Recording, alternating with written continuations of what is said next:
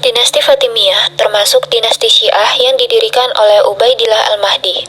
Dinasti ini berkuasa dari tahun 909 Masehi sampai dengan 1171 Masehi, atas dasar legitimasi klaim keturunan Nabi lewat Fatimah dan Ali bin Abi Thalib dari Ismail anak Ja'far Shiddiq. Dinasti ini didirikan sebagai tandingan bagi penguasa dunia muslim saat itu yang terpusat di Baghdad, yaitu Bani Abbasiyah. Wilayah kekuasaan dinasti Fatimiyah meliputi Afrika Utara, Mesir, dan Suriah. Berdirinya dinasti Fatimiyah dilatar belakangi oleh melemahnya dinasti Abbasiyah. Pada masa dinasti Fatimiyah, lembaga pendidikan yang digunakan sebagai basis pengembangan pendidikan terdiri dari masjid, istana, perpustakaan, dan dar-im atau biasa disebut Jamiah Ilmiah Akademi. Perkembangan ilmu pengetahuan pada masa dinasti Fatimiyah meliputi beberapa bidang ilmu seperti bahasa dan sastra, ilmu kedokteran, syair, dan filsafat. Dinasti Fatimiyah dalam ilmu pengetahuan tidak sebesar sumbangan dinasti Abbasiyah di Baghdad, dinasti Umayyah di Spanyol. Masa ini kurang produktif dalam menghasilkan karya tulis dan ulama besar kecuali dalam jumlah kecil. Dalam perkembangannya, para ulama mengklasifikasi pengetahuan di masa dinasti Fatimiyah ke dalam beberapa bidang ilmu pengetahuan, antara lain bahasa dan sastra. Di antara ulama yang terkenal tentang bahasa dan sastra adalah Abu Thohir An-Nahwi, Abu Ya'qub Yusuf bin Ya'qub, Abu Hasan Ali bin Ibrahim yang telah mengarang beberapa buku sastra. Yang kedua, kedokteran dinasti Fatimiyah sangat memberikan perhatian yang besar pada ilmu kedokteran.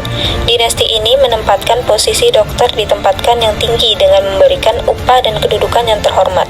Lazimnya, para dokter ini pula menguasai ilmu filsafat serta bahasa asing, khususnya pada Yunani.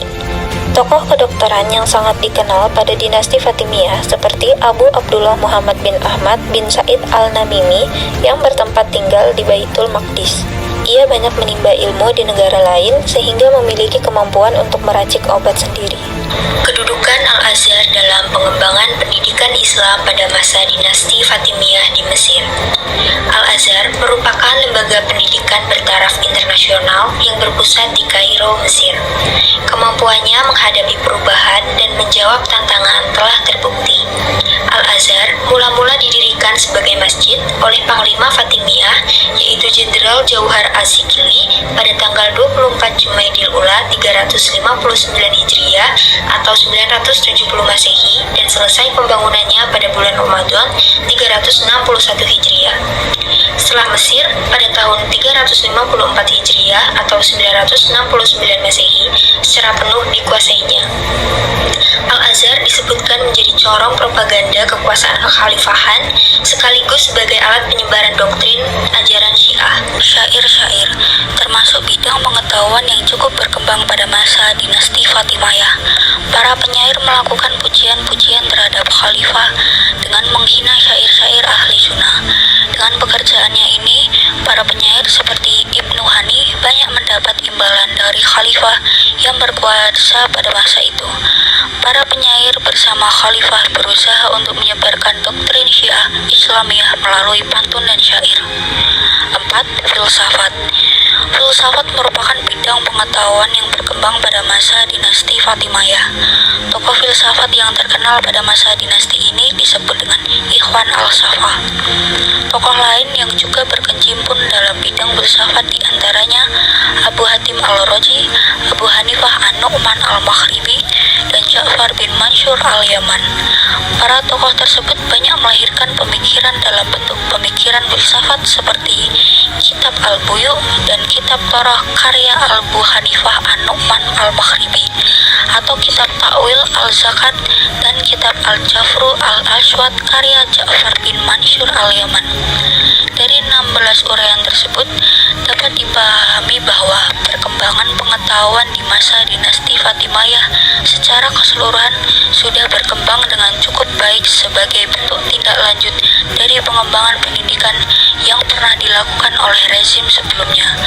Meskipun ada tendensi mazhab negara yang turut mempengaruhi proses pengembangan pendidikan.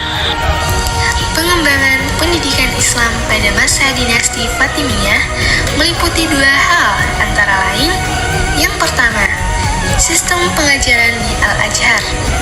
Di dalam proses pengajaran, sistem yang digunakan Al-Azhar terbagi menjadi 4 kelas, meliputi: pertama, kelas umum yang diperuntukkan bagi orang-orang yang datang ke Al-Azhar untuk mempelajari Al-Quran dan penafsirannya. Kedua, kelas para mahasiswa Universitas Al-Azhar, kuliah dengan para dosen yang ditandai dengan mengajukan pertanyaan dan mengkaji jawabannya. Ketiga, kelas Darul Hikam. Kuliah formal ini diberikan oleh para mubalik seminggu sekali pada hari Senin yang dibuka untuk umum, dan pada hari Kamis dibuka khusus untuk mahasiswa pilihan. Dan yang keempat, kelas non-formal, yakni kelas untuk pelajar wanita. Kedua yaitu kurikulum pengajaran Al-Azhar. Pada mulanya, pengajaran kurikulum yang dipakai di Al-Azhar pada mula fikih dan Al-Quran dan ilmu agama lainnya.